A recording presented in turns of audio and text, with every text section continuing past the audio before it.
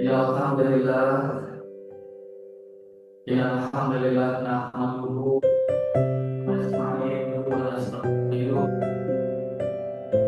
A'udzu billahi min shururi anfusina wa min sayyiati a'malina. Man yahdihillahu fala mudilla lahu wa man yudlil fala hadiya lahu. Wahdahu la syarika lahu wa asyhadu anna Muhammadan abduhu wa rasuluh. La nabiyya ba'dahu. Allahumma sholli ala sayyidina Muhammad wa ala ali sayyidina. Ya Allah, ya Allah, Allah, siapapun yang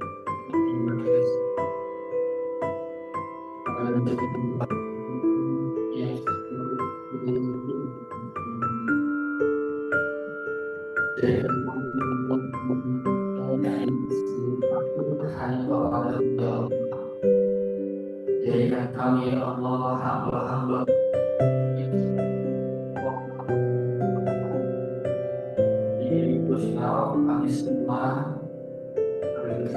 hamba yang berhubung dari dan rezeki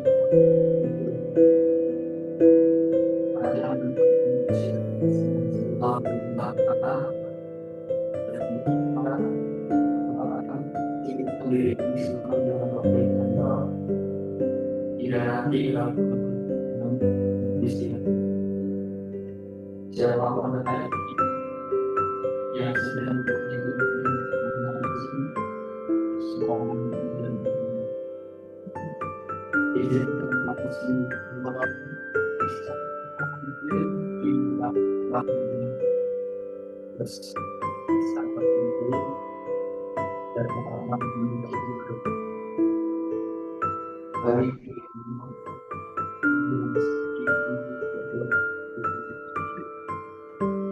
terima kasih ya kami orang-orang bersyukur apapun kondisinya selalu bersama.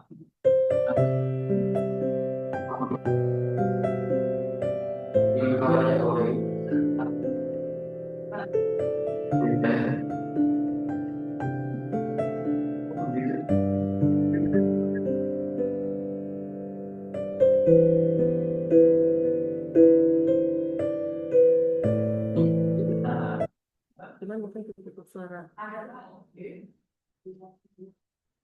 Rizkinya ya.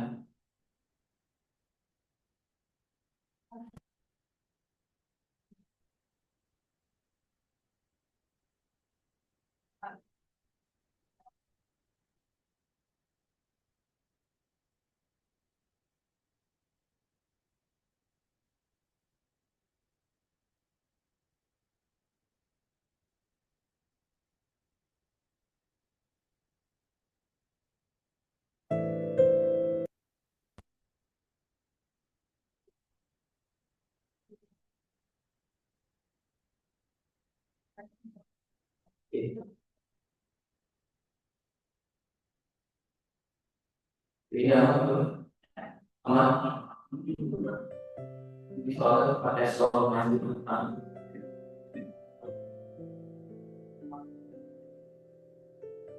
nggak usah pakai ini. Gini aja. Dijauhin. Siap. Oke. Aman ya. Ujungnya nggak kelihatan.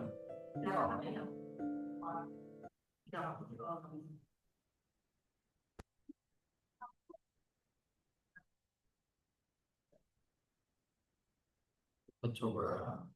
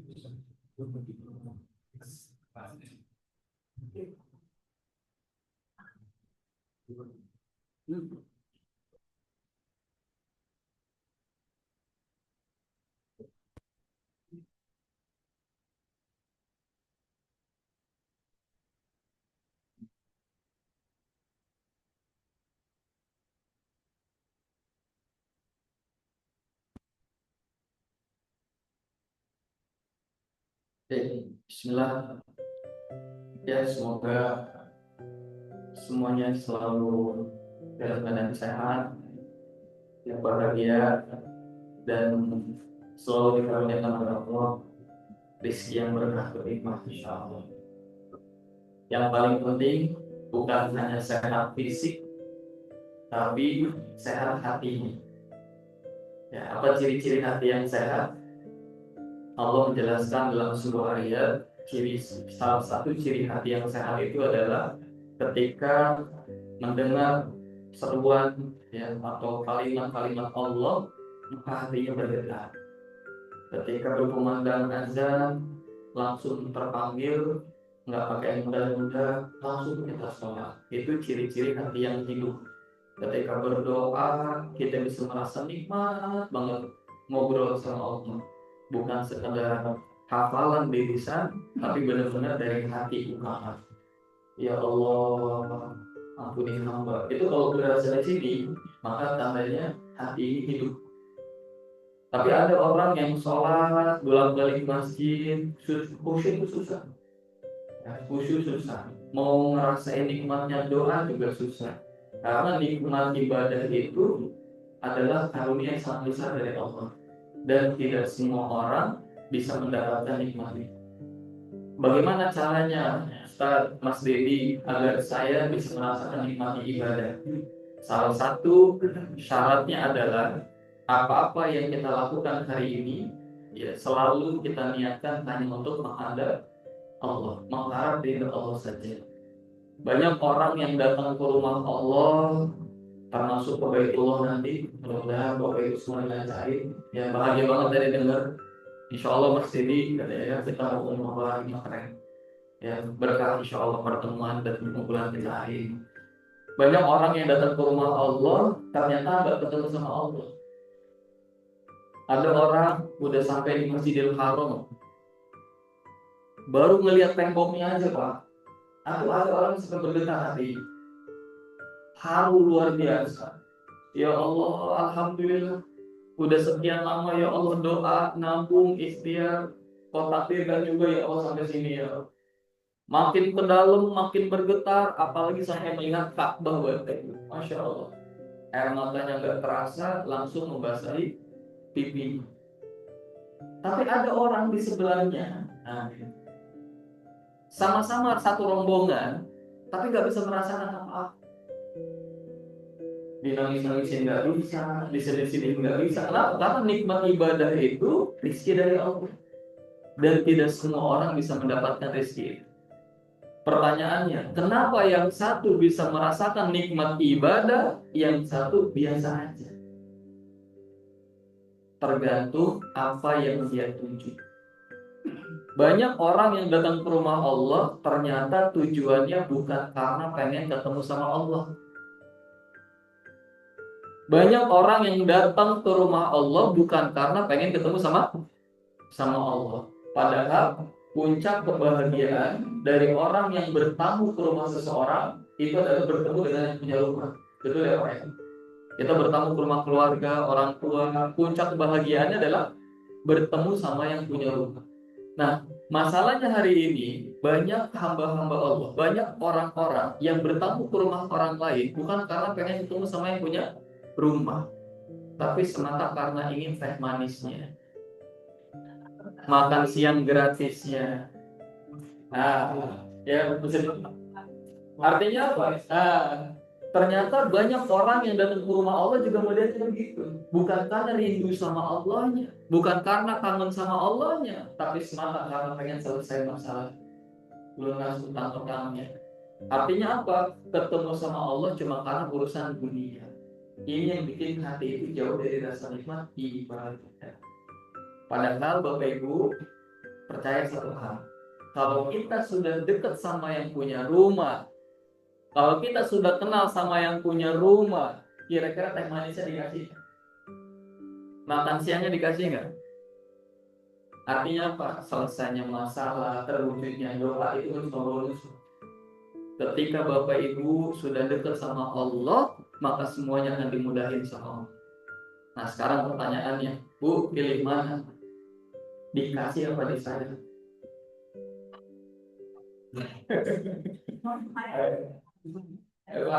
Pilih mana Pak? Dikasih apa disayang Pak? Karena nggak semua yang dikasih sama Allah disayang. Betul ya Pak? Semua dikasih, Ar-Rahman, Ar-Rahim. Semua dikasih, dipenuhi kebutuhannya sama Allah. Tapi belum tentu semuanya dicintai sama Allah, disayang sama Allah. Walaupun Allah sebenarnya ngasih, nah. Tapi kalau kita hanya pengen dikasih, ya contoh, buktinya apa? Dikasih tapi nggak disayang, ada pengamen. Kita lagi makan nasi, dia Pak. Terus pengamen datang, dikasih nggak? Tapi sayang nggak? Justru dikasih biar kita bisa pergi, bener nggak? Saking kita nggak kepengen lama-lama ketemu sama orang ini, dikasih, tapi kita nggak sayang. Karena kalau sayang pengen berlama-lama bertemu. Tapi kalau kita jadi hamba yang disayang, hamba yang dicintai oleh Allah, insya Allah pasti dikasih. Ingat, dikasih belum tentu disayang. Tapi kalau disayang pasti dikasih. Andai pun tidak dikasih, pasti karena sayang. Nah, karena kita sayang sama seseorang tuh nggak semuanya diturutin. Contoh, sayang sama anaknya Bu, sayang ya Pak. Tiba-tiba anak kita yang SD minta beli mobil, dikasih nggak? Ya kan nggak dikasihnya. Kalau mobil-mobilan boleh gitu ya. Kalau mobil beneran jangan dulu. Kenapa? Karena belum waktunya. Ada kalanya Allah itu nahan pengabulan doa kita bukan karena benci, tapi karena apa? Sayang. Tapi kalau sudah disayang Pak, semuanya akan dicukupi sama Allah. Doa-doa kita, ya niatan-niatan baik kita, semuanya akan dimudahi. Ada salah satu guru pernah berikan nasihat. Ya, Ali pernah berkata, Bapak Ibu, ada 3 tanda cinta Allah. 1, ketika punya niat baik dimudahin. Itu tanda Allah cinta sama kita. Ini bapaknya insya Allah Ibu punya niat pengen umroh, tiba-tiba dimudahin sama Allah. Rizkinya, sehatnya, luang waktu luangnya, semuanya pokoknya digampangin sama Allah. Itu tandanya Allah meridhoi niat baik itu, dan Allah sedang berkehendak ibu bapak punya amal soleh dari niat baik tadi. Besok saya mau nganterin anak ke sekolah atau cucu ke sekolah gitu ya. Niat baik sudah ada, tapi apakah besok sudah pasti bisa nganterin cucu ke sekolah? Belum tentu. Tergantung Allah ngizinin apa enggak. Dan ketika Allah takdirkan keesokan harinya kita bisa nganterin ke sekolah, itu tandanya Allah cinta. Allah sedang ingin membuat kita punya amal soleh dengan nganterin anak atau cucu ke sekolah. Ibu, bapak punya niat datang ke sini, diundang, gitu ya. Ada selebarannya, besok kita pengajian, reunian SMA 6, 7, 9, gitu. Niat baik sudah ada nih, tapi belum tentu. Kalau Allah tidak takdirkan kita ngumpul di sini, nggak bisa. Tapi ketika Allah takdirkan kita ngumpul di sini, percaya satu hal, ayah bunda, Allah sedang mencurahkan rahmatnya hari ini buat kita.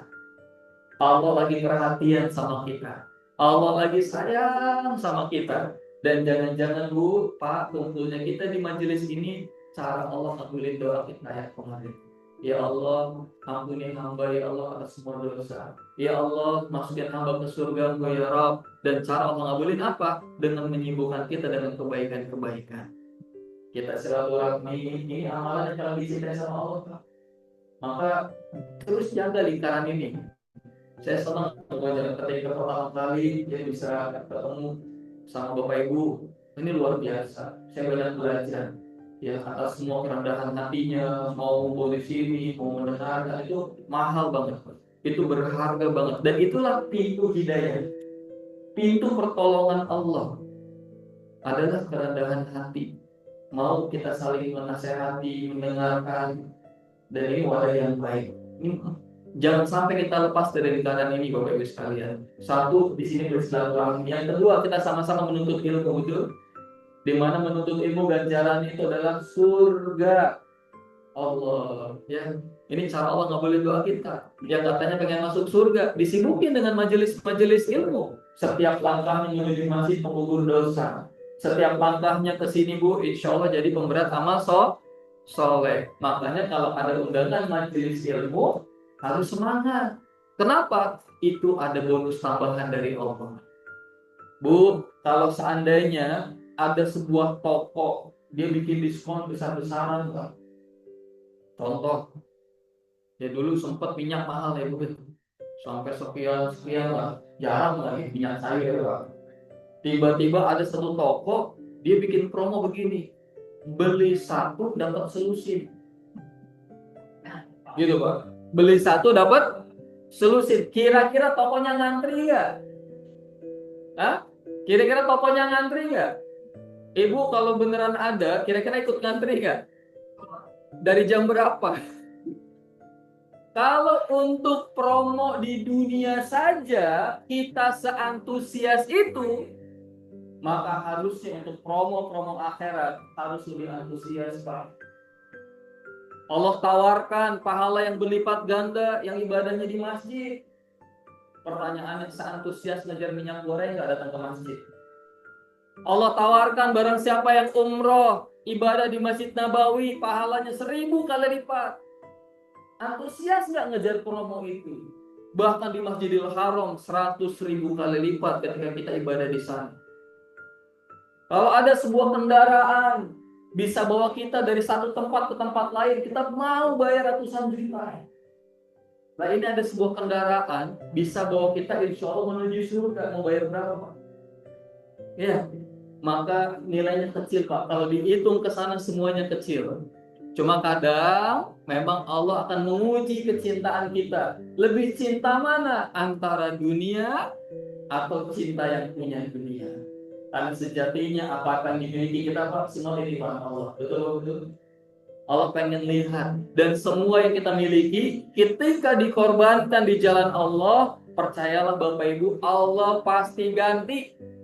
Bahkan berlipat ganda. Masya Allah. Semuanya Bu, ongkos kesini aja diganti sama Allah. Capeknya Bapak Ibu, lelahnya baru diganti sama Allah, insya Allah. Yang sakit mudah-mudahan sehat, insya Allah, amin. Ya, yang sedang sempit dilapangkan, insya Allah. Yang sedang bersedih Allah bahagiakan, insya Allah. Maka hari ini yuk kita niatkan dulu yang kita karena Allah saja. Kita bersyukur kepada Allah atas karunia sehat hari ini, waktu yang lapang. Cara mensyukurinya dengan cara berkumpul dengan sahabat-sahabat yang baik. Mudah-mudahan Allah terus tambah nikmat kita semuanya ya, insya Allah. Nah, Bapak Ibu sekalian, jadi mudah-mudahan kita semua jadi hamba-hamba yang disayang. Karena kalau udah disayang, pasti dikasih. Seandainya tidak dikasih, pasti karena Allah sayang. Masya Allah. Semua manusia ingin dicintai. Namun, kita harus paham Bapak Ibu, cinta tertinggi itu datangnya bukan dari manusia. Tapi dari siapa?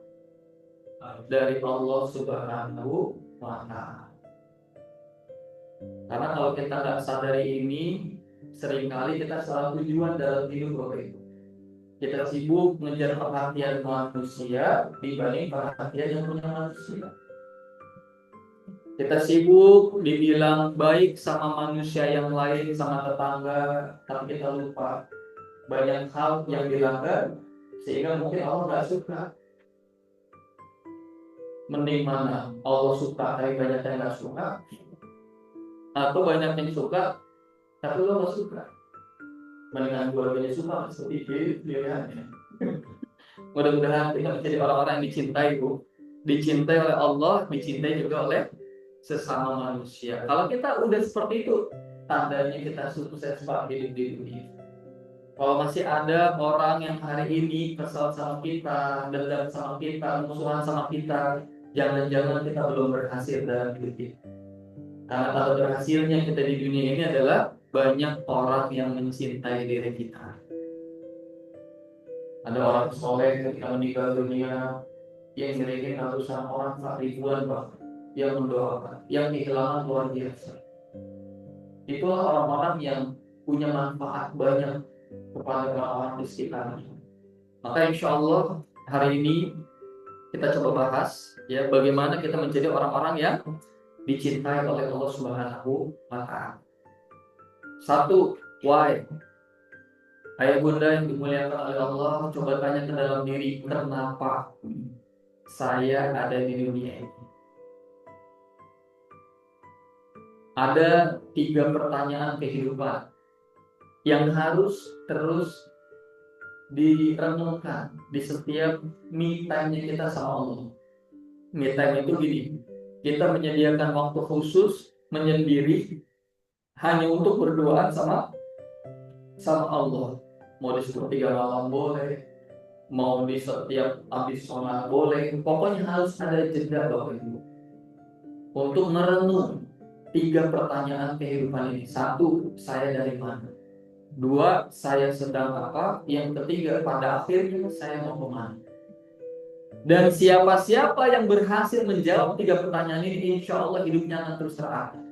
Tapi siapa-siapa yang tidak bisa menjawab, maka tidak usah heran hidupnya hari ini salah arah, kebingungan, dan sering menemukan jalan buntu. Saya dari mana? Tanya ke dalam diri, apakah saya hadir di dunia hari ini ujuk-ujuk? Atau tiba-tiba ada? Pasti ada yang menciptakan. Kalau ada yang menciptakan, lalu apa tujuan penciptaan diri ini? Renungi lagi. Apa tujuan saya diciptakan di dunia? Yang kedua, sedang apa? Apakah yang saya lakukan hari ini sudah seperti tujuan penciptaan itu sendiri? Atau yang saya lakukan hari ini menjauhkan diri ini dari tujuan penciptaan itu? Dan yang ketiga, pada akhirnya mau kemana? Apakah kita akan hidup selamanya? Atau pada akhirnya kita akan kembali kepada Allah dan mempertanggungjawabkan semuanya? Banyak orang yang nggak sadar hidupnya bakal berakhir. Akhirnya apa? Sibuk mengejar dunia tiada henti, sampai lupa ibadah, sampai lupa tugas di dunia. 1 ciri-ciri orang yang lupa Bapak Ibu adalah sibuk cari perhatian manusia dibanding cari perhatian Allah. Kadang maksain bahkan biar dipuji sama orang. Biar dibilang orang berhasil misalkan, sampai bela-belain ngutang kredit apa misalkan gitu ya. Akhirnya apa? Dia memaksakan keinginan yang belum jadi kebutuhan. Yang namanya kebutuhan pasti dicukupkan oleh Allah. Kadang yang bikin kita pusing hari ini bukan karena kebutuhan yang kurang, enggak. Tapi terlalu banyak keinginan yang itu belum jadi kebutuhan. Buat kebutuhan dicukupin, buat beli beras, buat beli air, buat beli sayur, itu dicukupin. Tapi seringkali yang tadinya buat beli beras dikurangi, buat beli apa lagi sayur dikurangi, hanya untuk apa? Mencicil sesuatu misalnya. Itulah awal mula kesulitan hidup.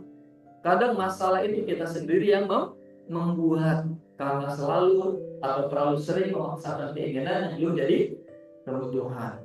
Maka hati-hati, kalau kita fokus cari ridho Allah, nggak peduli orang bilang kita mungkin nggak mampu, nggak peduli kata orang mungkin kita belum keren, yang penting saya damai, tenang, Allah berhak.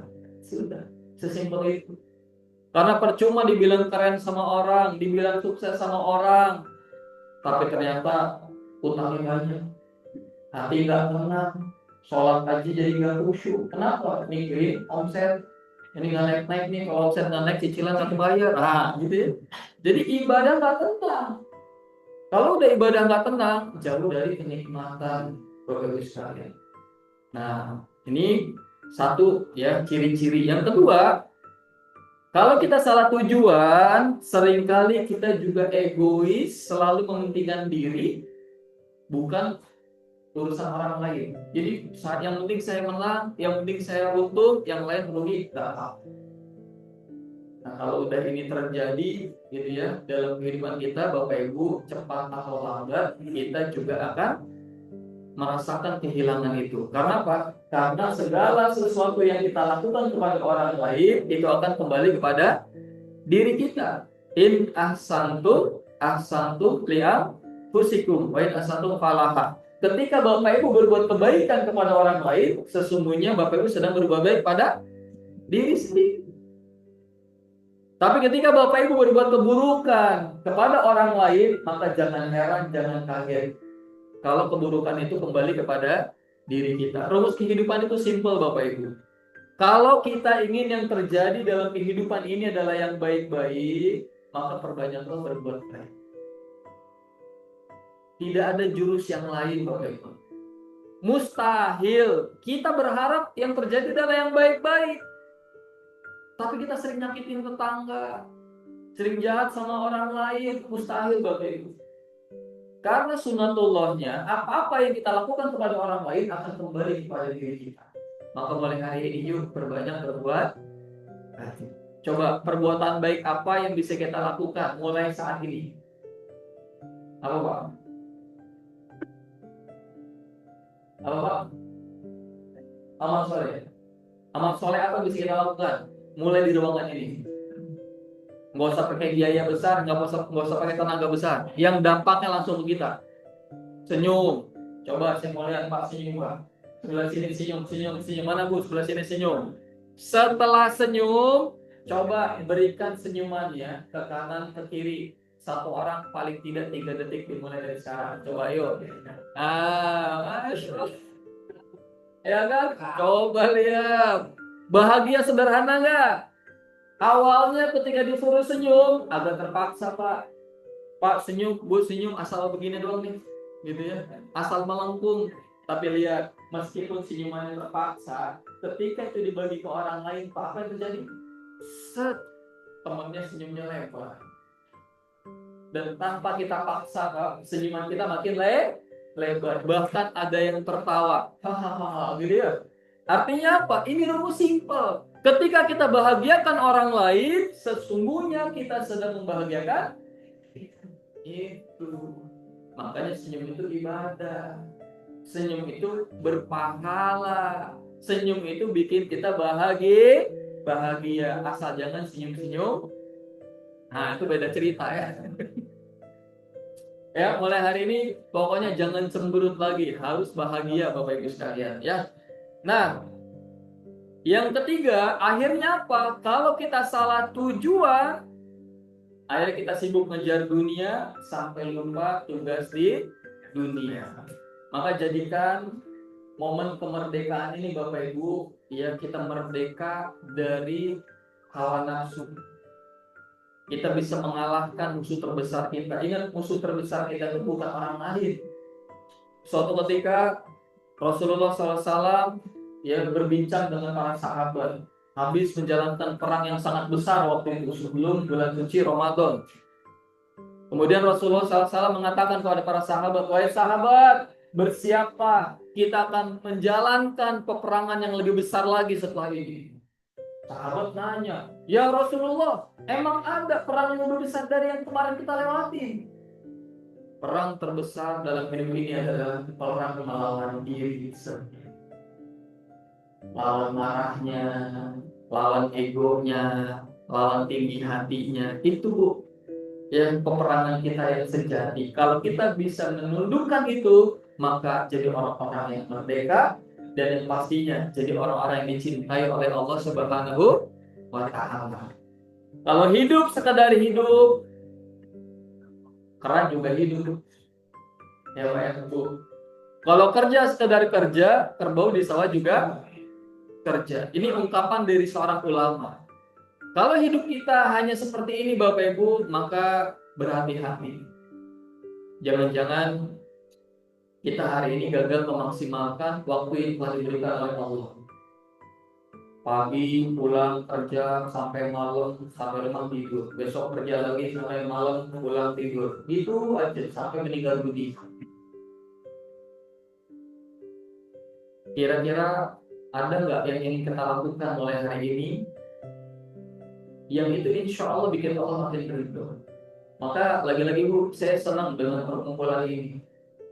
Ini mahal banget dan tidak semua orang punya kesempatan bisa hadir di sini. Ketika kita udah semangat niat dari awal, ya bikin ekosistem, bikin perkumpulan kebaikan, Pak, itu energinya luar biasa. Yang bikin Bapak Ibu hari ini mungkin ya jarang sakit, sehat sampai sekarang. Jadi salah satunya adalah semangat untuk bisa bersama-sama ini. Coba kalau kita ngomong sama teman kita yang lain, pikiran di rumah banyak, kemana-mana, itulah awal-awal kita ngobrol. Tapi kalau ketemu sama temen nih, saling cerita, ya berbagi kebahagiaan.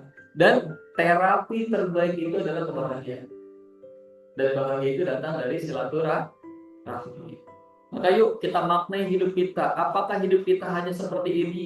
Hanya untuk kejar dunia, habis itu selesai? Padahal semua akan ditinggalkan. Pertanyaannya, apakah rezeki kita sudah banyak? Bu, rezeki kita sudah banyak belum? Tunggu. Itu yang di kotak isinya apa? Belum tahu.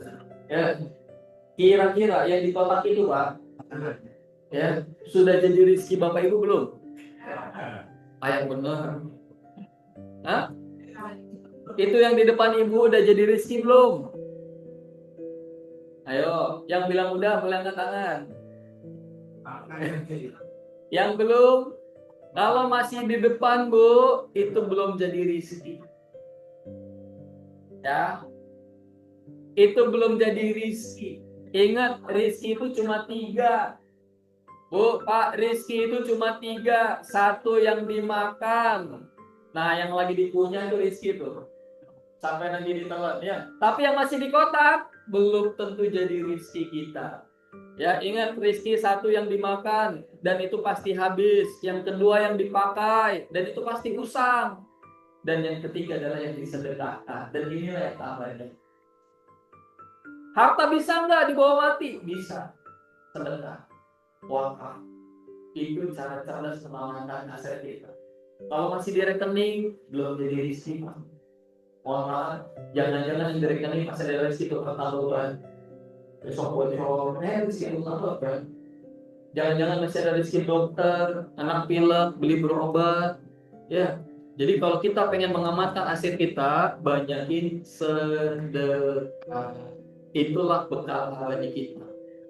Ya Bapak Ibu sekalian. Nah, maka yuk kita kembali agar kita tidak salah tujuan, biar kita menjadi hamba-hamba yang merdeka, bisa mengontrol diri kita, maka kembalilah. Kembali kemana? Nih Bapak Ibu, kembali ke Al-Qur'an. Allah ciptakan kita, Allah tuh maha cinta. Saking cintanya Allah kepada kita, Bu, Allah kasih buku yang namanya buku petunjuk, yang kita kenal dengan Al-Quran. Al-Quran sebagai apa? Zalikal kitabula raiba fihi hudalil muttaqin. Sebagai petunjuk. Nah sekarang kalau Quran itu sebagai petunjuk, maksudnya bagaimana? Apakah selama ini kita sudah menjadikan Al-Quran yang kita punya sebagai petunjuk? Atau belum? Kita sendiri yang paham. Contoh, saya baru beli alat ini, apa namanya? Proyektor. Ya Bu ya? Saya baru beli alat itu proyektor, masih disegel dusnya, masih baru, dan saya nggak tahu cara menyalakannya bagaimana. Menurut Bapak Ibu, bagaimana caranya biar saya bisa memasang alat ini dan menggunakan alat ini dengan baik? Ya Pak? Baca buku petunjuknya. Sepakat? Baca buku petunjuknya. Kemudian saya buka dusnya, saya ambil bukunya, saya baca. Udah dibaca nih. Apakah alatnya langsung nyala? Berarti yang namanya buku petunjuk sudah sampai belum di sini? Belum. Kalau sampai dibaca itu baru buku bacaan. Oke, Pak. Ini bedanya buku bacaan dan buku petunjuk. Kalau baru dibaca itu namanya buku apa? Karena ini judulnya buku petunjuk, maka nggak sampai dibaca. Masih ada next step-nya. Next step-nya apa? Dipraktekin, setelah dibaca, oh kabelnya dipasang, oh ininya dicolokin, terus dipencet. Ketika kita ikuti panduannya, alatnya dikunci, maka berhasil Al-Quran itu jadi buku petunjuk. Pertanyaannya, sudahkah kita menjadikan Al-Quran kita sebagai petunjuk buat kita? Ini bahan renungan bagi kita masing-masing. Jangan-jangan Quran kita Pak, Bu, saking mahalnya, belinya di luar negeri misalkan, itu sampai sekarang dikunci di lemari, nggak dibuka-buka. Kalau itu yang terjadi Bu, itu Qurannya gagal jadi buku petunjuk, cuma jadi pajangan saja.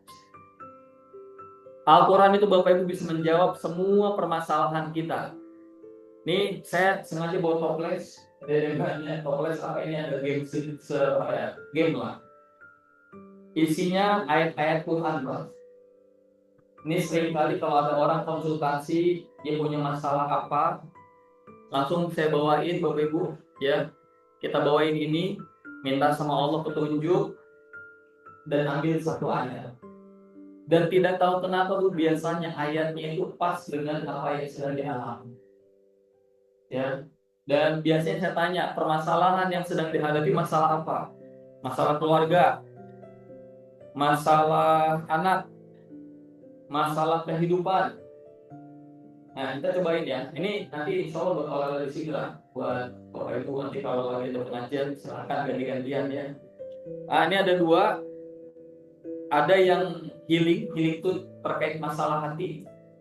Yang mungkin sedang punya ganjelan, kesal sama orang. Nah ini ambilnya ini. Ini miracle yang kita punya keajaiban. Mungkin lagi ngalamin kesulitan atau apapun itu, ambilnya di sini. Tapi sebelum ngambil, doa dulu. Minta sama Allah, ya Rabb, hamba sedang menghadapi peristiwa sampaikan bla bla bla bla bla, dan hari ini ya Rabb, mohon bimbing hamba beri petunjukmu ya Allah dengan ayatmu ya Allah. Hamba mohon ya Allah, apapun yang kau perintahkan, bismillahirrahmanirrahim. Gitu kan. Doa dulu, buka, bismillah, ambil, baca. Kita cobain ya. Nah ibu boleh nih. Ya silakan cobain saja keliling bandingannya. Ini bapak yang mau coba. Ya sebelum diambil doa dulu. Jadi kita memaksimalkan Quran sebagai petunjuk. Oke, yuk Pak. Sebelum diambil doa dulu.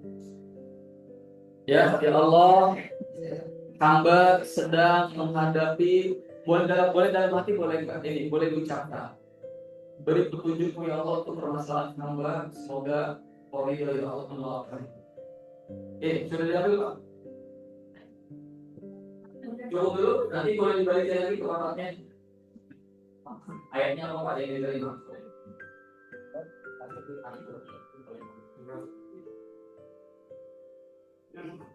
Surat Al-Hadid ayat 23.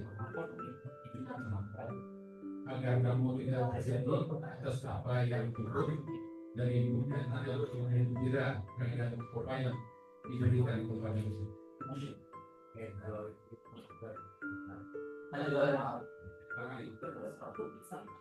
Apapun yang kau ambil, aku gantikan.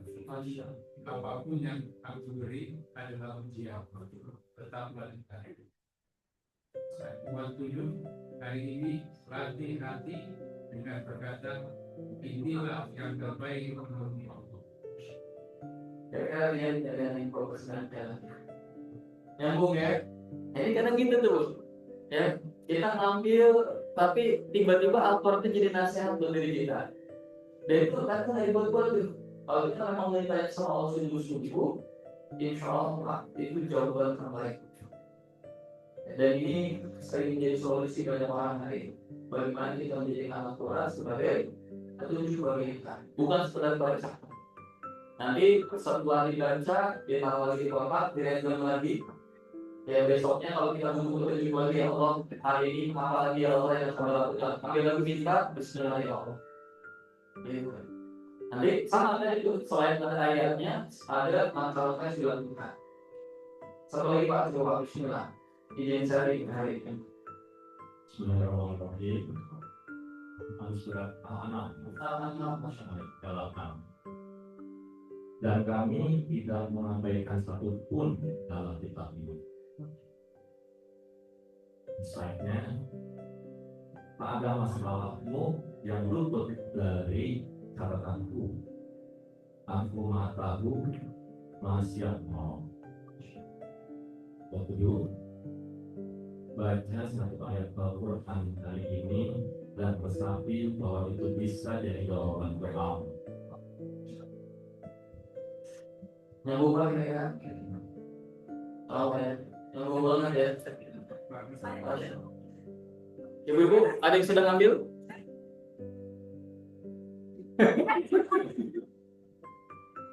Ya. Memberikan padamu yang halal nafsu dan bersyukurlah. Itu jadi sama kau sih. Waktu dunia apa waktu dunia? Waktu dunia. Belakang ini. Nah.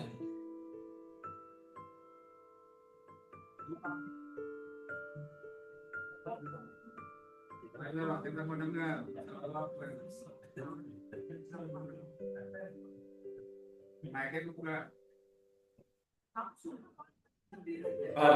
Ya. Jadi teman-teman, ini latihan.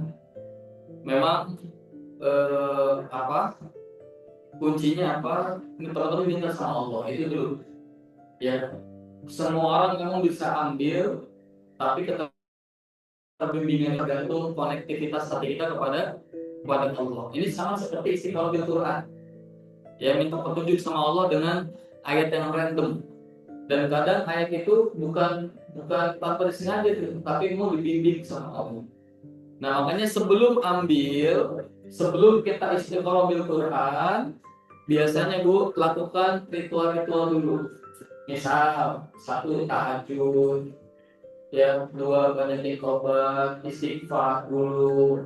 Setelah itu minta petunjuk sama Allah, ya Allah, Bismillah, kasih petunjuk. Nanti di rumah pakai Quran biasa juga boleh. Ya, kalau yang tadi memang sudah kita simpulkan, biar ada langkah-langkahnya, bukan hanya ayatnya, tapi ada apa kira-kira yang saya lakukan dari ayat ini, seperti itu. Dan itu ada riadurnya. Kalau mau konsisten 40 hari, luar biasa.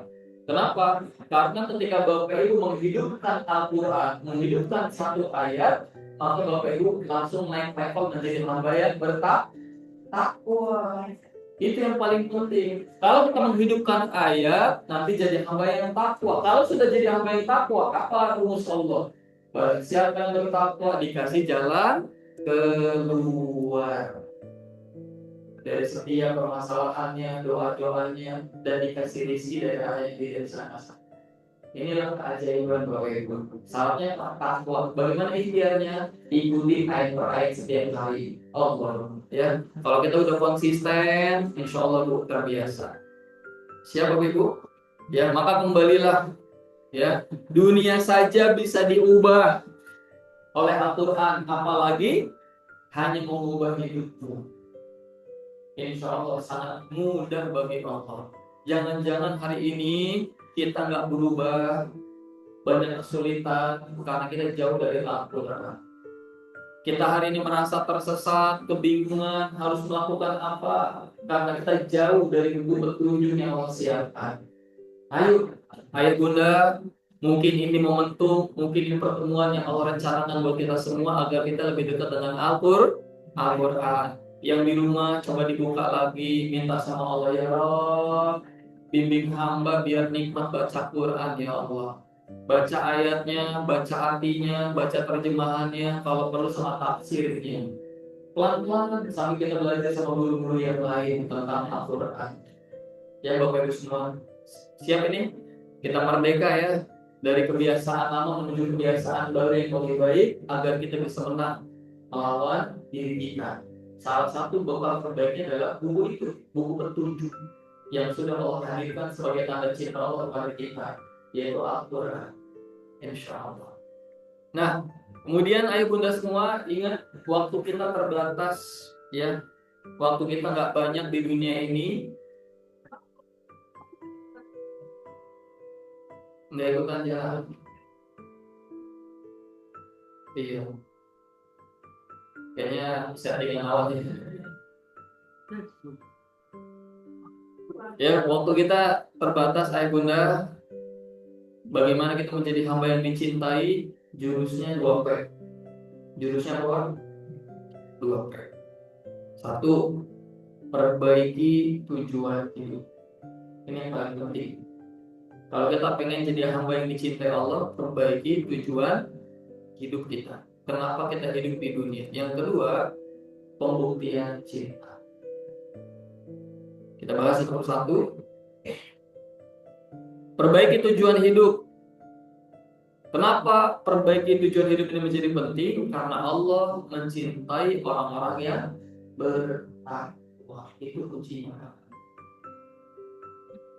Kita pengen jadi hamba yang dicintai, maka penuhi syaratnya agar kita jadi hamba yang dicintai, yaitu bertakwa kepada Allah. Apa yang dimaksud takwa? Ibadah, manut sama Allah. Wa ma khalaqtul jinna wal insa illa liya'budun. Pahami Bapak Ibu, kita ini diciptakan di dunia oleh Allah adalah untuk menghamba, untuk ibadah. Bukan untuk jadi pengusaha, bukan untuk jadi pejabat, bukan untuk punya semua yang ada di dunia, bukan itu sebenarnya. Tapi yang paling penting adalah untuk ibadah. Terus Mas Dedi, nggak boleh saya jadi pengusaha, nggak boleh saya jadi pejabat. Tentu boleh, asalkan itu semua dilakukan dalam rangka ibadah. Kalau bekerjanya untuk ibadah, lakukan totalitas sebaik mungkin. Dan saya yakin kalau niatnya ibadah semuanya akan dijagain halal-haramnya. Tapi kalau hanya untuk mengejar keuntungan saja, ini berbahaya. Karena banyak di antara sahabat-sahabat kita di luar sana Bu yang kerjanya mengejar jabatan bukan lagi dalam rangka ibadah, tapi itu mengejar ambisi-ambisinya hingga menghalalkan banyak sama. Inilah yang bikin dirinya celaka, terabaikan, terlalaikan oleh dunia. Kita sebagai apa, punya jabatan apa, kadang jadi atasan, kadang jadi bawahan, kadang punya uang banyak, kadang nggak punya uang, itu cuma cerita. Bagian episode kehidupan. Yang paling penting jadi amal soleh. Kayaknya jadi amal soleh, lagi miskinnya juga amal soleh, lagi lapangnya amal soleh, lagi sulitnya pun jadi amal soleh. Itulah yang dikatakan orang-orang yang beruntung. Kata Rasulullah SAW, sungguh menakjubkan kehidupan orang-orang yang beriman, yang percaya kepada Allah. Semua kehidupannya baik, tidak ada yang buruk bagi dirinya. Dan ini tidak ditemukan di kehidupan orang-orang yang tidak beriman. Kalau orang beriman tuh semuanya baik, dikasih senang baik, dikasih susah baik. Kenapa? Dua-duanya jadi jalan amal soleh. Ini Rasulullah yang bilang nih, ketika dia dikasih ke lapangan, maka dia bersyukur, dan dengan kebersyukurannya kelapangannya jadi kebaikan bagi diri, jadi amal soleh. Ketika dikasih kesulitan, maka dia bersabar, dan dengan kesabaran itulah kesulitan itu jadi amal soleh. Jadi mau senang mau susah, dua-duanya dari Allah, dan dua-duanya pasti yang terbaik, dan dua-duanya jadi jalan bagi dirinya untuk mendekat kepada Allah. Karena kemenangan sesungguhnya adalah ketika seorang hamba dekat dengan Rabb-nya. Itulah kemenangan sejati. Kemenangan kita Bapak Ibu adalah ketika kita didekatkan dengan surga, dijauhkan dari api neraka. Jadi sadari satu hal, semua kondisi, semua peristiwa yang bikin kita lebih dekat ke Allah, lebih deketin kita ke surga, itulah keajaiban. Mau kondisinya lapang, mau kondisinya sempit, kalau itu bikin dekat sama Allah, itulah keajaiban. Itulah anugerah Allah. Kadang Pak, gagalnya kita itu pertolongan Allah.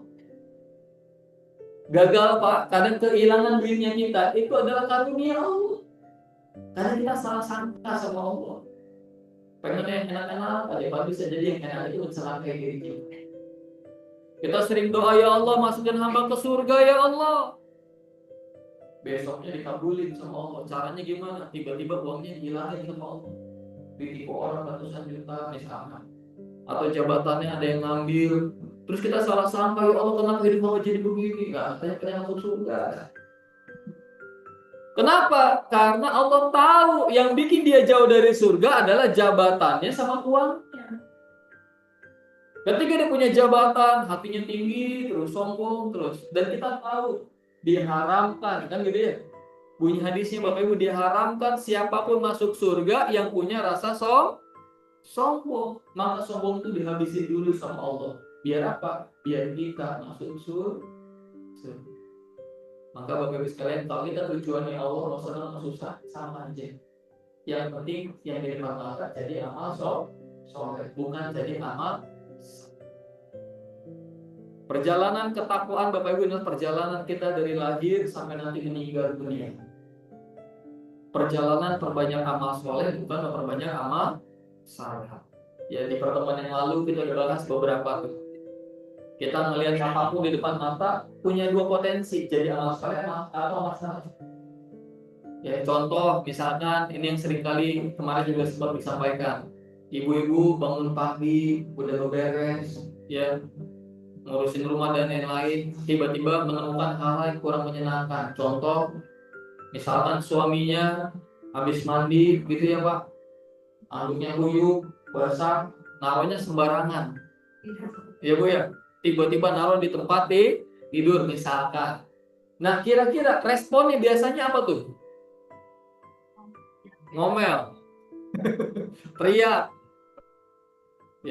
Ya ini gimana ini anduk, masa cuma ngagungin anduk aja nggak bisa? Kira-kira kalau marah-marah jadi amal soleh apa amal salah?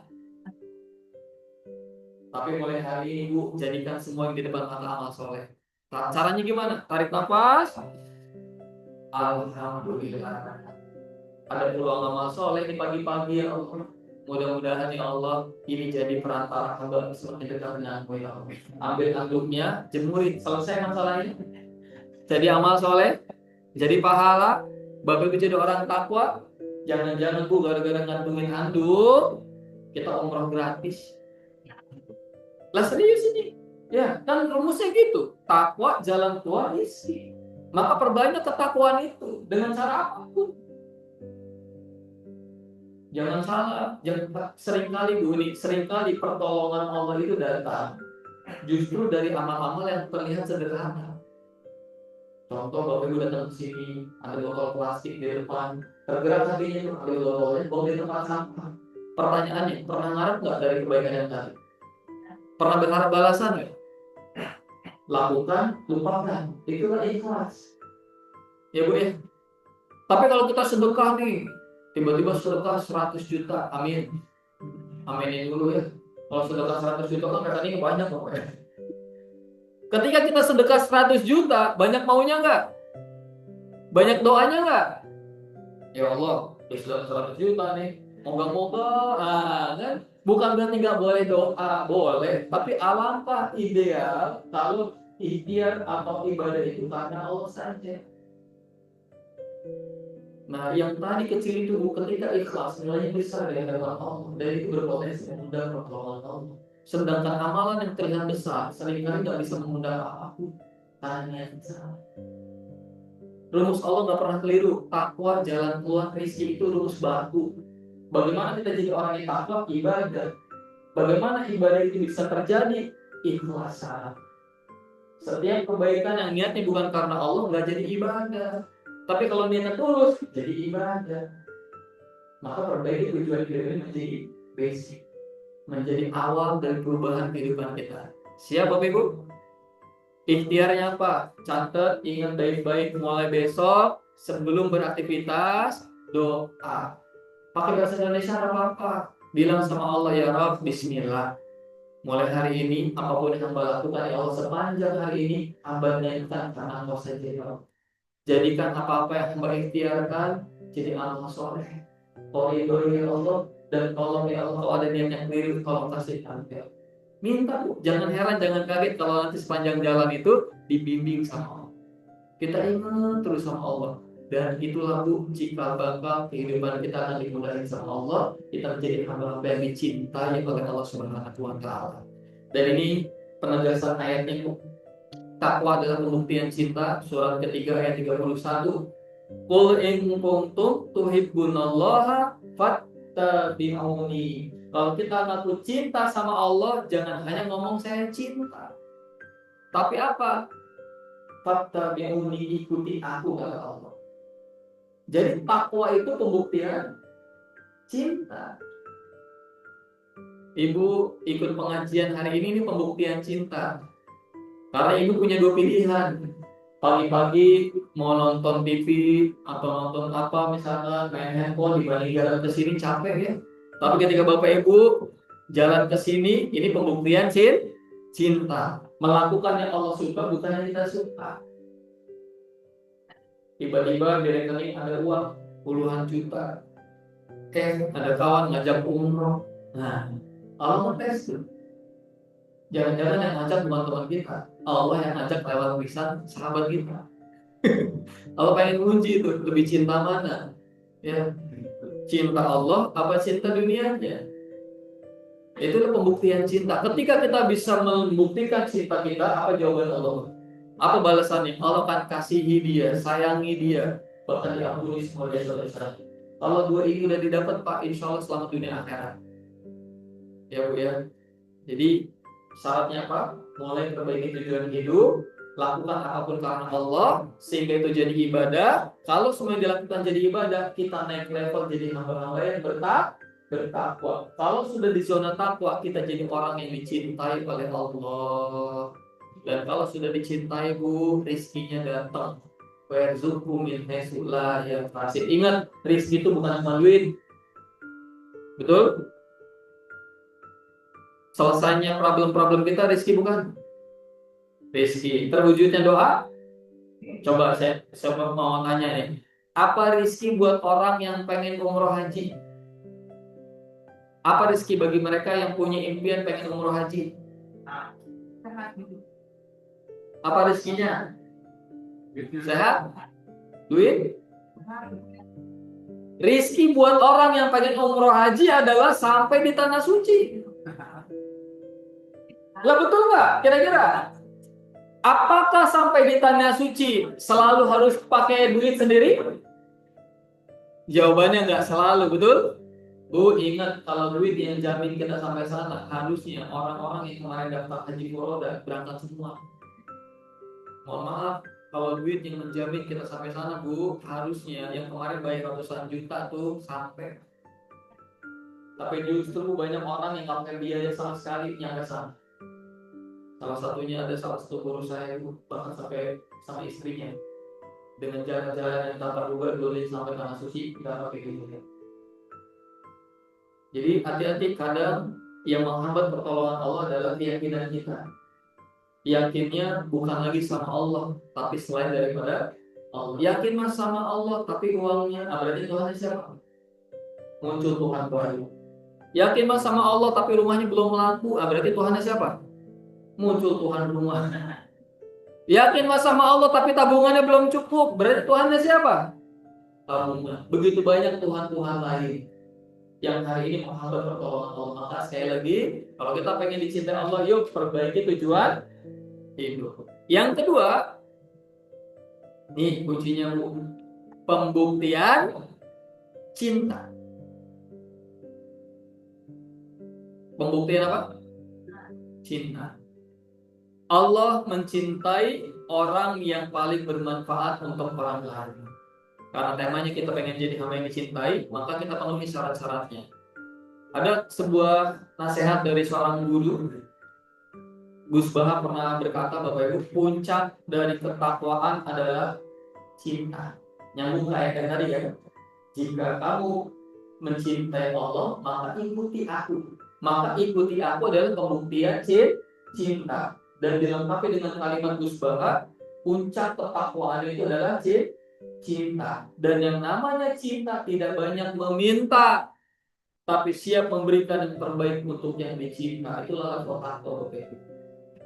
Pokoknya pengen memberikan yang terbaik buat Allah saja. Masya Allah. Dan dilengkapi lagi Bapak Ibu dengan hadis yang lain. Rasulullah SAW juga menyampaikan, cinta yang di bumi, maka insya Allah yang di langit akan mencintai kita semua. Caranya gimana? Ini jurusnya.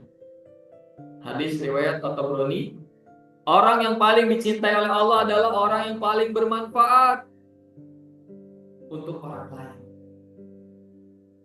Bu, ada seorang ulama ahli tahajud, nggak pernah lewat tahajudnya. Luar biasa kalau ngomongin tahajud, juara. Sampai suatu malam dia mengambil wudhu ke sumur tempat dia biasa mengambil air wudhu.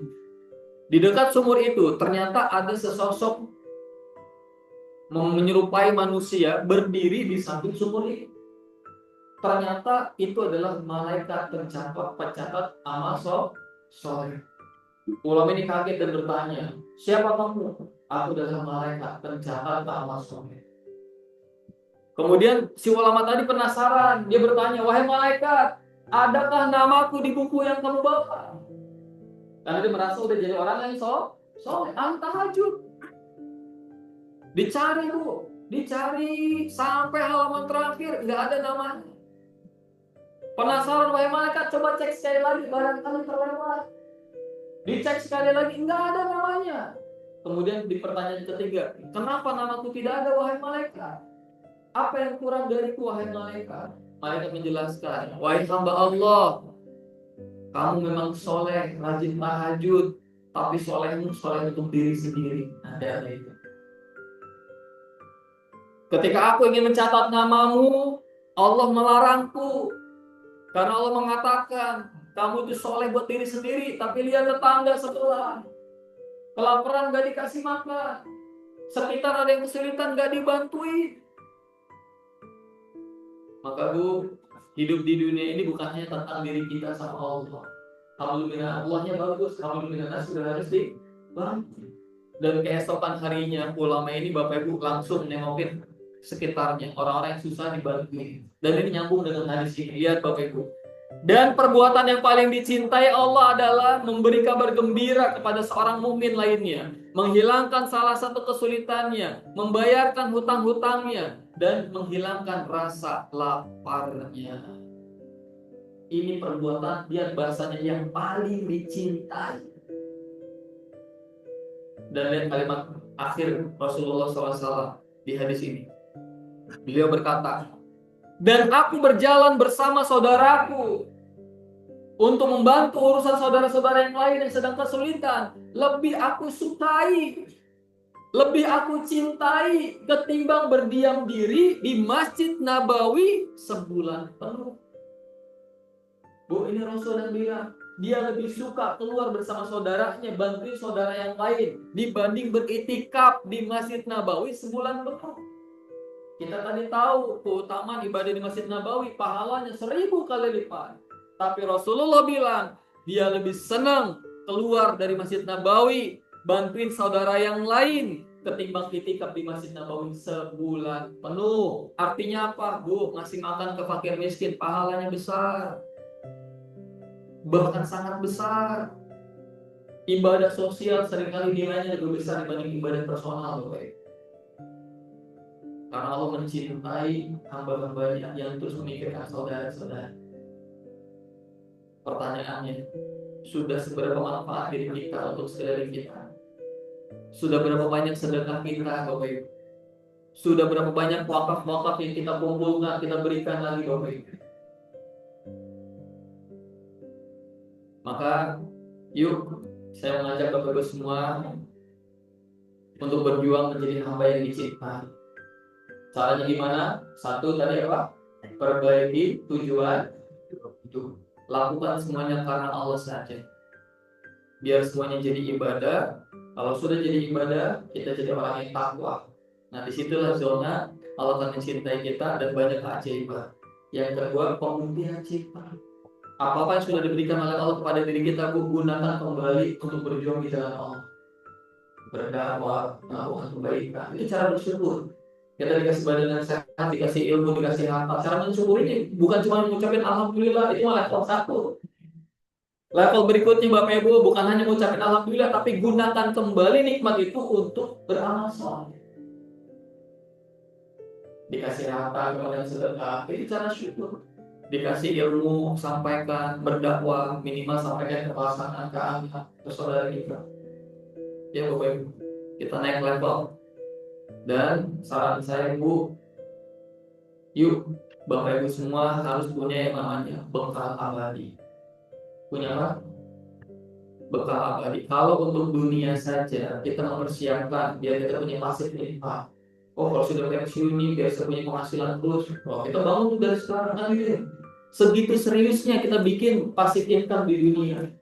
Harusnya pasif income di akhirat lebih serius lagi, Pak. Orang yang beruntung adalah orang-orang yang ketika udah meninggal dunia, detak jantungnya berhenti, tapi amal solehnya nggak pernah berhenti. Harus mikir begitu Bapak Ibu. Gimana caranya nih biar saya udah nggak ada, tapi amal solehnya terus mengalir. Bapak Ibu pernah dengar nggak? Jamaah haji asal Aceh itu setiap dia haji dapat uang saku ya. Berapa Pak kira-kira Pak? 5-6 juta kalau dirupiahin. Satu orang dapat 5-6 juta plus Al-Quran asli cetakan Madinah. Dan ini sudah berlangsung selama 200 tahun. Dibagikan kepada ribuan jamaah setiap tahunnya. Bapak Ibu tahu siapa yang ngasih ini? Dari mana uangnya? Ternyata dari aset wakaf seorang ulama haji. 200 tahun yang lalu orang haji gak kayak sekarang naik pesawat bisa pulang mungkin. Dulu, masya Allah, jangankan 200 tahun yang lalu ya, mungkin zaman nenek kita itu, iya, kalau mau haji tuh kayak mau berpisah gitu loh, bener-bener. Karena banyak yang kehabisan makan, kehabisan transport, meninggal dunia. Ada sekelompok ulama, dia berkumpul, menyedekahkan, bukan menyedekahkan lagi, tapi mewakafkan harta terbaiknya. Dibelikanlah sebidang tanah di Mekah. Kemudian hari ini dibangun hotel-hotel yang diniatkan. Hasil pengelolaan hotel tersebut untuk bantu saudara-saudara mereka dari Asia. Orang sudah meninggal 200 tahun yang lalu. Amal solehnya masih ada sekarang. Bu, pengen punya amal kayak gitu? Dibangun dari sekarang. Dengan cara apa? Wakaf. Wakaf itulah amal jariyah. Bapak Ibu udah sering sedekah, lanjutin, ya. Tapi sedekah itu akan berhenti kalau katanya udah nggak ada. Tapi yang namanya wakaf, masya Allah, pahala terus mengalir. Ada masjid mau dibangun, Pak, support setiap orang sholat di situ pahalanya ngalir. Itulah wakaf, amal cerdas. Bekal abadi, sekali ngasih pahalanya berkali-kali. The next level infak itu adalah wakaf. Ya, ini bekal abadi. Ada wakaf sosial, ada wakaf produktif silahkan. Dan ini mudah-mudahan dengan wakaf-wakaf yang kita berikan, ini bisa menjadi jalan Allah semakin mencintai kita. Niat kita cuma satu, ya Allah, mudah-mudahan harta ini bisa mendatangkan kebaikan kepada banyak orang. Itu aja. Dan balasan dari Allah bagi harta yang disedekahkan Bapak Ibu dibalas 10, 100, bahkan 700 bahkan hingga insya Allah. Ya, dan mudah-mudahan kita dimudahkan oleh Allah untuk terus beramal soleh, bersedekah, punya wakaf juga. Pokoknya intinya kita jadi orang yang beruntung nanti yang bisa mendapatkan surga Tuhan. Amin. Amin ya rabbal alamin. Bismillah teman-teman. Apabila manusia meninggal dunia, terputuslah semua amal kecuali 3 hal. Ingat, 1 amal jariah, ilmu yang bermanfaat, dan anak yang soleh. 3 ini dijaga. Ya, amal jariah banyak yang manfaatnya. Yang kedua, Bapak Ibu, yang anak-anak kita dijaga, itu tabungan kita. Setiap biaya pendidikan yang Bapak Ibu keluarin itu jadi tabungan jariah, amal soleh. Anak Bapak Ibu melakukan kebaikan, pahalanya mengalir ke orang tua. Itu ya, Masya Allah. Yang terakhir, ilmu yang bermanfaat, ajarkan. Ibu bapak punya ilmu apa, ajarkan ya orang-orang di sekitar kita sehingga mereka mendapatkan manfaat dari ilmu itu. Sampai sini Bapak Ibu, mungkin ada yang ingin ditanyakan ya sebelum kita akhiri, untuk bagaimana kita menjadi manusia yang dicintai oleh Allah, baik yang mungkin dalam tema atau yang tidak, di luar juga dibuka. Silakan. Boleh. Silakan. Waalaikumsalam warahmatullahi wabarakatuh.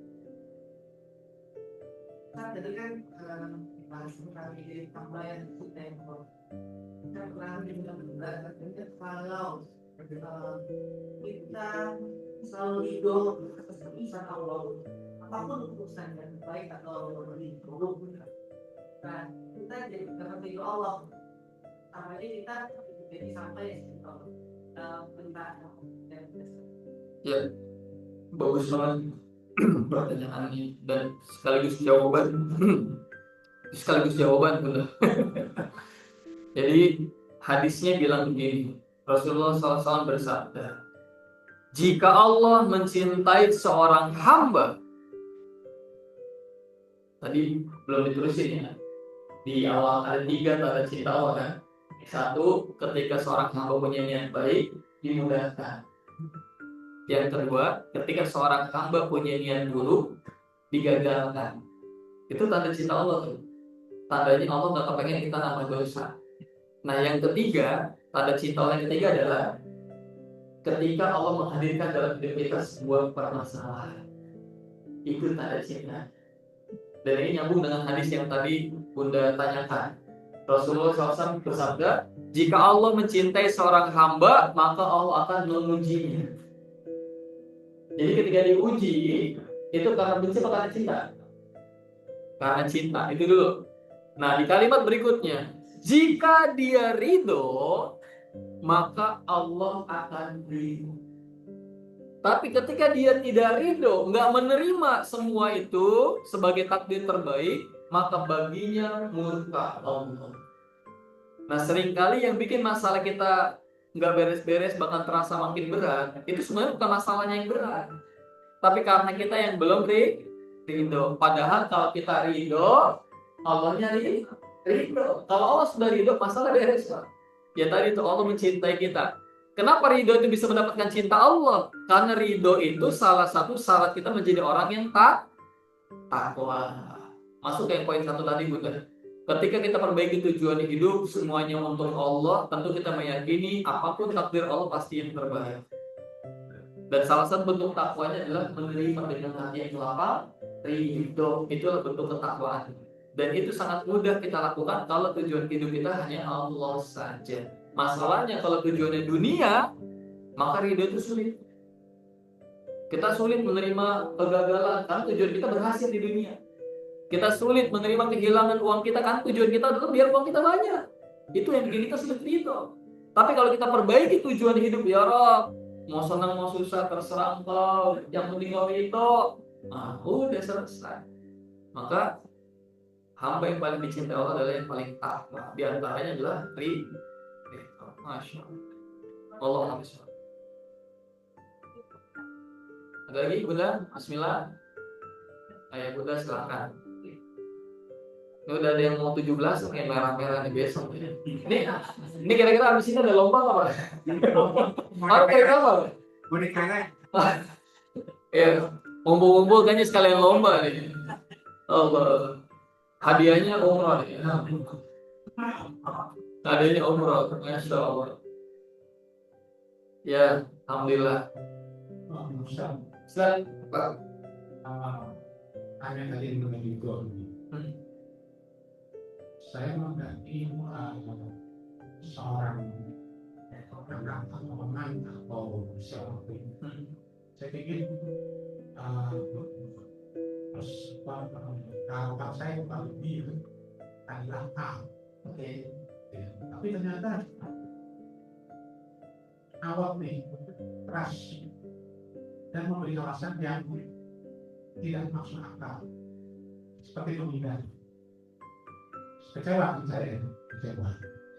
Terus tadi pagi saya lihat kajian di TV, itu bukan salah dia, salah kita karena kita berharap banyak. Saya langsung menyadari, tapi pada saat saya apa yang saya berikan ke dia adalah sesuatu yang kalau dia bisa sampai ke situ itu akan lebih baik. Nah, bagaimana kita mengimbangi antara kita dibilang terlalu berharap banyak, tapi dia belum maksimal memberikan alasan yang aneh-aneh. Kira-kira apakah harus saya mengikuti yang Ustaz tadi atau saya mengirimkan ibaratnya kali yang susah betul-betul. Jadi ayah bunda yang dirahmati Allah, tantangan kita berbuat baik, ya Bu, Pak. Tantangan kebaikan yang kita lakukan itu ujian yang pertama adalah ujian ketulusan. Itu Allah kan uji niat baik itu untuk siapa? Kadang kamu bukan salah dari orang itu, Allah aja yang bikin orang itu bikin nyebelin buat kita. Karena bukan orang itu sebenarnya. Mudah bagi Allah bikin orang itu nurut sesuai harapan kita. Tapi pertanyaannya, Allah tuh pengen menguji kita, apakah kebaikan itu tulus? Kalau kebaikan yang dilakukan endingnya masih ada kecewa, jangan nyalahin orangnya, istighfarkan. Itu ciri, itu bukti nyata bahwa kita berharap balasan masih dari Mas. Maka istighfar, astagfirullahaladzim, jangan saya masih banyak berharap balasan dari dia. Semakin berharap maka semakin Allah belok itu tujuannya. Tapi ketika kita lurusin, ya Allah, mau nanti dia begini, mau nanti dia begitu, nggak apa-apa, urusan saya kan melakukan kebaikan buat dia karena tahu. Nah di level itu nanti anehnya pasangan bikin baik, anak bikin baik, sahabat bikin baik. Ketika sudah tidak sama kepada siapapun, termasuk seperti kita. Yang saya syukuri pada hati, tiba-tiba di TV ada pembahasan mengenai itu. Pas banget. Saya berpikir ini bukan itu. Kalau itu berartinya oh iya memang saya harus sekarang dengan saya meskipun yang saya itu tidak sesuatu yang baik. Mungkin tiba-tiba saya bilang kayu itu semua kayu bisa dibikin. Jadi yang saya sebutkan tiba-tiba orang saya nggak ditunjuk, saya ngikutin. betul. Ya, tak cinta Allah nasi dari mana Allah. Jadi Bapak Ibu, kalau kita masih fokus dengan yang terlihat, kita kan sering kecewa, sering sakit hati. Ya, kalau sakit hati begini, kalau kita fokus sama yang terlihat, nanti semakin tak terlihat. Tapi kalau kita fokus sama yang tak terlihat, semakin terlihat. Apa yang terlihat? Kerendahannya, petunjuknya, itu bisa terlihat kalau kita fokus sama yang tak terlihat. Dalam hal ini adalah fokus ke Allah. Siapa yang menghadirkan? Kalau kita hanya fokus sama yang kelihatan, kita akan benci sama orang. Kita akan dendam sama orang itu. Itu kalau fokus sama yang kelihatan. Tapi kalau kita fokus sama siapa yang menghadirkan orang, itu beda cerita. Contoh, kita dicopet. Kalau fokus sama yang terlihat, nyebelin nih, copet, gitu, emosi, itu fokus sama yang terlihat. Tapi kalau kita fokus dengan, ya Allah, kenapa ya dari 1000 dompet di pasar ini, kenapa dompet hamba yang kau izinkan diambil sama orang itu? Beda nggak rasanya? Kejadiannya sama, dicopet, yang satu fokus sama copet, yang satu fokus sama yang menghadirkan copetnya. Karena bagi orang beriman, semua terjadi pasti atau skenario-nya Allah. Dia nggak mau nyalahin siapapun. Tapi kenapa itu terjadi sama dia? Pasti ada yang salah. Pasti ada yang keliru yang harus dia perbaiki. Dan Allah menegur kita atau orang-orang di sekitar kita. Bisa dalam bentuk orang yang mungkin menyenangkan atau yang kita sebabkan. Ya, insya Allah nanti mungkin kita bahas tentang bagaimana membaik pesan cinta. Mungkin itu.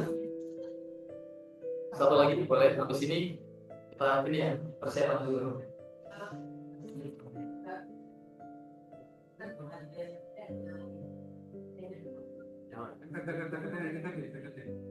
Apalagi salah satu ayat saya lupa masalah apa itu dan kalau kita Betul. Ya, Allah itu kan bersama orang-orang yang sabar. Bahkan ayat yang lain, jadikanlah sholat dan sabar sebagai penolong. Karena sabar itu bukti bahwa kita berhasil mengalahkan diri kita. Lawannya sabar, sabaran. Nah, jadi kalau kita bisa sabar, sabar itu sama kayak ridho sebenarnya. Sabar, ridho, baik sangka, bersyukur, ya semua respon positif itu respon ketakwaan. Ya itu respon ketakwaan namanya. Jadi gini, kalau kita udah beriman kepada Allah, otomatis berbaik sangka kepada Allah. Betul ya Bu ya? Kalau kita sudah berbaik sangka sama Allah, ridho itu mudah. Ridho itu mudah. Sabar itu mudah. Syukur itu mudah. Kuncinya satu aja, baik sangka. Baik sangka itu tergantung iman kita kepada Allah. Kalau kita percaya sama Allah, baik sangka itu udah menjadi kunci otomatis. Contoh, kalau kita berbaik sangka bahwa semua takdir Allah yang terbaik, kira-kira ridho mudah. Menerima mudah. Yang bikin sulit ridho yang bikin sulit ridho apa? Karena kita nggak meyakini itu adalah yang terbaik. Kita masih yakin yang versi kita yang terbaik, maka sulit ridho. Itu yang pertama. Yang kedua, syukur itu mudah kalau kita baik sangka. Kalau kita tahu ini adalah yang terbaik, maka sudah sangat mudah kita berterima kasih sama Allah. Yang bikin sulit syukur karena kita nggak yakin itu yang termasuk sabar. Kenapa kita bisa bersabar dengan mudah? Karena kita percaya dan yakin sama Allah, endingnya pasti baik-baik saja. Semua masalah ini pasti ada ujungnya. Betul ya Bu ya? Itu yang bikin kita sabar. Termasuk yang bikin kita berserah. Karena percaya Allah itu maha menjaga segalanya. Contoh, kita mau keluar kota, biasanya kunci dititip di tetangga ya Pak ya. Kenapa kita percaya jadi kunci di tetangga? Kenapa kira-kira? Karena percaya tetangga ini amanah, betul nggak? Nah, percaya sama tetangga kita aja bisa berserah sebegitunya. Gimana kalau percayanya sama Allah? Maka berserah itu juga jadi mudah. Nah, semua tergantung tujuan hidupnya. Meyakini bahwa Allah itu maha segalanya, Allah sangat maha cinta, dan pada akhirnya ya Bunda, dalam hidup ini semua ini bukan tentang kita dan mereka. Pada akhirnya ini semua tentang kita dan Allah. Pada akhirnya itu semua yang dalam di hadapan kita, pasangan kita, anak kita, sahabat kita itu adalah peluang-peluang amal soleh saja. Urusan sama Allah tentang keikhlasan, urusan kepada manusia tentang kesabaran. Mungkin itu ayat Bunda semua untuk hari ini. Ya insya Allah nanti jika ada yang mau ditanyakan oleh kita, belum digital pakai doa melalui video biasa kami lakukan kalau habis pengajian dan dari pikiran itu sampai ya benar Iya, sampai di jadi video biasa diperdakan selalu habis coba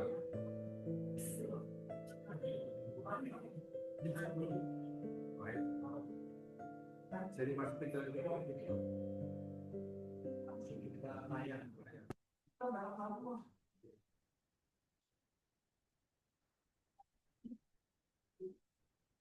di WA. jadi WA. Oke, diputar aja ya. putar ya.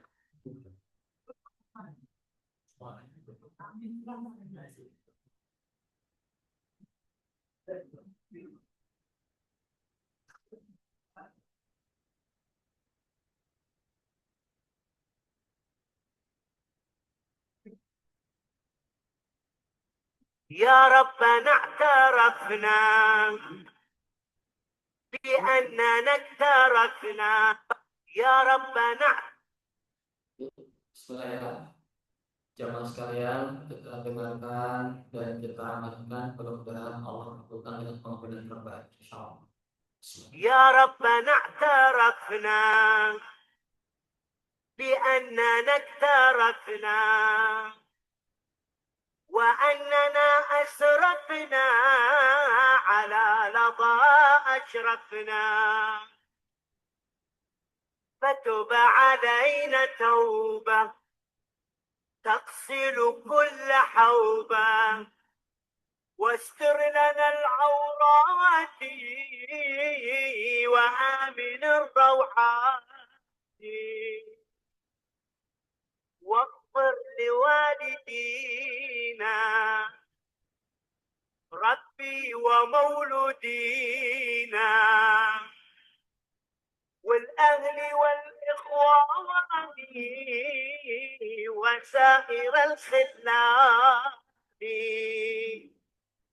وكل ذي محبة أو جيرة أو صحبة والمسلمين أجمعين ربي أسمع فضلا وجودا منا لا باكتساب منا بالمصطفى الرسول نحظى بكل سود صلى وسلم ربي عليه عد الحبيب وآله وصحبه عداد طش السحب والحمد للإله في البدء والتناهي.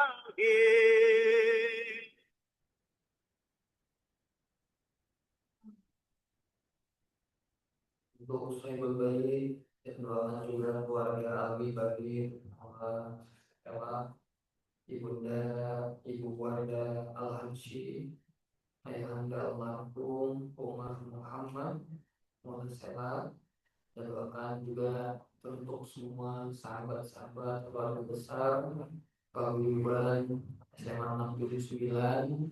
Mudah-mudahan semua selalu dalam keadaan sehat walafiat, panjang umur, dibahagiakan di dunia di akhirat, selamat di dunia akhirat, dan apa yang diharapkan dicita-citakan semoga Allah mudahkan. Al-Fatihah. A'udzubillahi minasyaitonir rajim. Bismillahirrahmanirrahim.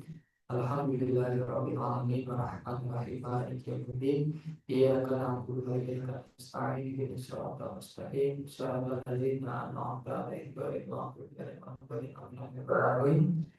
Akhirnya dengan alhamdulillahirabbil alamin istighfar astagfirullahaladzim astagfirullahaladzim astagfirullahaladzim dan untuk majelis subhanallahumma wa bihamdika asyhadu an la ilaha illa anta astaghfiruka wa atubu ilaik.